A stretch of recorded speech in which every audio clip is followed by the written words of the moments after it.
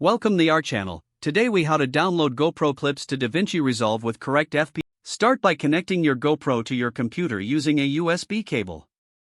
Make sure your GoPro is powered on.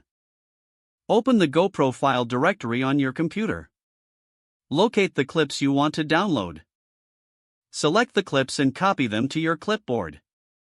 Navigate to your preferred storage location on your computer. Paste the clips into the folder.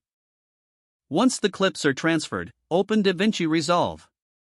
Create a new project or open an existing one. In the media page, locate the folder where you saved your GoPro clips. Drag the clips into the media pool. Select each clip in the media pool. Right-click and choose Clip Attributes. In the Clip Attributes window, check the frame rate. Ensure the frame rate matches the original FPS of the GoPro clips. If there is a discrepancy, adjust the timeline settings accordingly. Go to the File menu and choose Project Settings.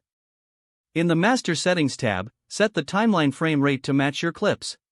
Click Save to apply the changes. Now you are ready to start editing your GoPro clips in DaVinci Resolve. Ensure the previews play smoothly to confirm settings. You can now edit, color grade, and add effects to enhance your footage. Once satisfied with your edits, export your project using the desired settings. Your GoPro clips are now ready for sharing or further work. If the page does not load, refresh the browser or try again in a private or incognito window. Make sure you are using the correct email address, then retype it carefully to avoid small typos. If your password is not accepted, use the reset option and create a new strong password you can remember. Check your spam folder for verification or security emails, then complete any requested confirmation steps.